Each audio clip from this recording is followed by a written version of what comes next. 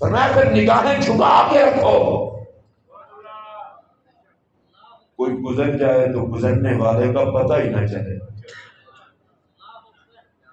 ایک بڑی مزے کی بات ہے، ہم جس امام کے مقلد ہیں نا، اس امام کا نام ہے امام اعظم ابو حنیفہ رضی اللہ تعالیٰ۔ ان کے پاس امام محمد پڑھنے کے لیے گئے۔ اچھا، چھوٹی عمر تھی اور سونے بہت تھے، اتنا سونے تھے جن کے جنازے کے حسن کو دیکھ کر کوئی غیر مسلم مسلمان ہو گئے تھے، اور انہوں نے پتہ کیا کہا تھا؟ انہوں نے کہا چھوٹا محمد ایڈا سونا ہے تو بڑا محمد کی نہ سونا ہونا۔ اب غیر مسلموں کو تو پتہ نہیں تھا محمد چھوٹا نہیں ہوتا، محمد تو ایک ہی ہے، باقی تو حضور کے غلام ہیں۔ اچھا، یہ تھے بڑے سونے۔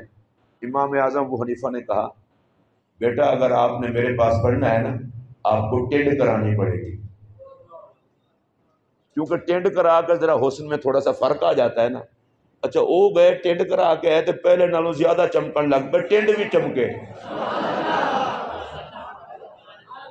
حضرت امام اعظم نے فرمایا بیٹا میں تمہیں پڑھاؤں گا، لیکن تم نے میری پیٹھ کے پیچھے بیٹھ کے پڑھنا ہے۔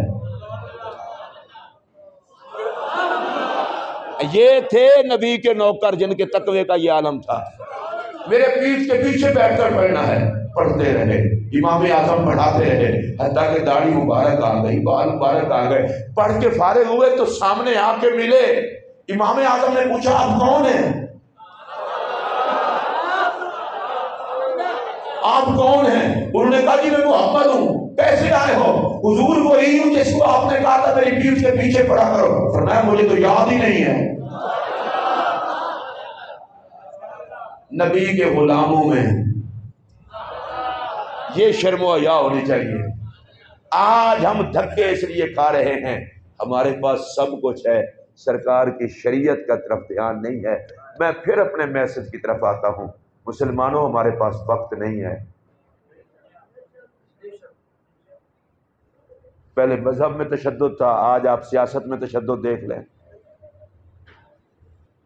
اور بیڑا غرق ہوا تمہارا۔ مولوی مولوی سے لڑ رہا ہے، سیاستدان سیاستدان سے، اس کو میں نے مارنا ہے، اس کو مارنے لگے ہو خدا، جو جس کو مارنے لگے اس سے پہلے خدا تمہیں مار دے، پھر کیا کر لو گے؟